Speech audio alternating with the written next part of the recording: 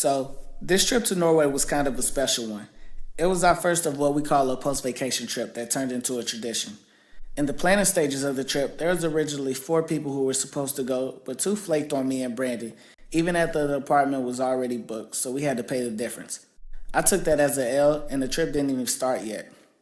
I was living in Italy at the time, so a day before the trip, I stayed the night at Brandon's house, who lived in Germany at the time, as kind of the layover spot. Brandon didn't believe in turning on the heat, so I was freezing. It was only August too. Yeah, Germany weather's pretty crappy. It's midnight, and I'm going in and out of sleep, and Brandon's still packing for the trip. He only got 2 hours of sleep because we had an early flight to catch. Midway while Brandon was driving to the airport, it seemed as if he was nodding off at the wheel, so that's when I took over and started zooming to the airport. We got to the airport, and I didn't have a printout of my ticket, and Ryanair charges to breathe. So I got hit with a €30 charge for that, and a €50 charge for checking in the bag.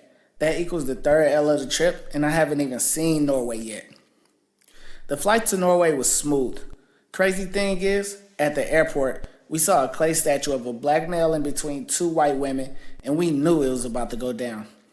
While at the airport, we started scoping out the women.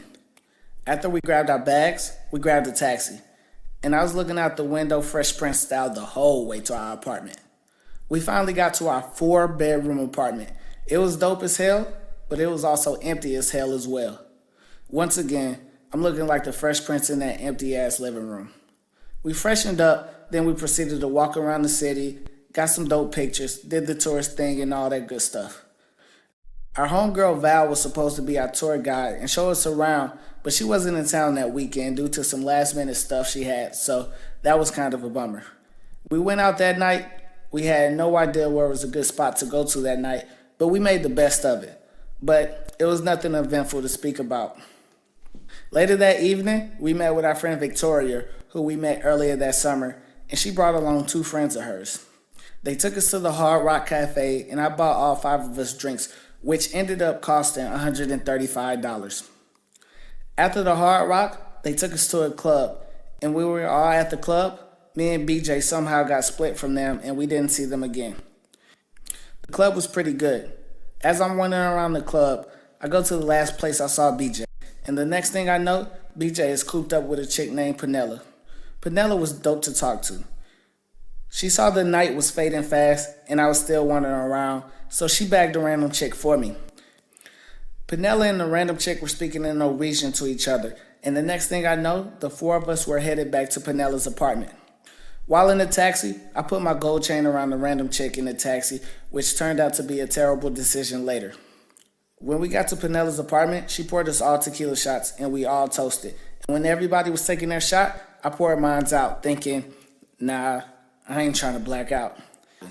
BJ and Penella's chemistry was popping, while I'm over here talking to a brick wall, spending the hardest game of my life at this random chick. But she seemed really reluctant to talk to me when we was at Penella's place. Soon after, BJ and Penella started kissing, so I was like, shit. You know how they say 80-20? Well, I went 95%. Damn near did a chest bump with the chick. Penella took BJ right to her room and threw BJ on the bed, and the door was still open, so I was looking from the couch. Penella dropped them pants and had on some shorts that would make a gay man say, God damn. She then closed the door. It was just me and the random chick. I started talking, and the next thing I remember is that she ran up out the apartment with my gold chain on. I went to go get it, but to no avail. I eventually got it back the next day because Penella called her. Needless to say, after all the L's and the attempted theft, I still enjoy Norway, but I got some unfinished business to handle.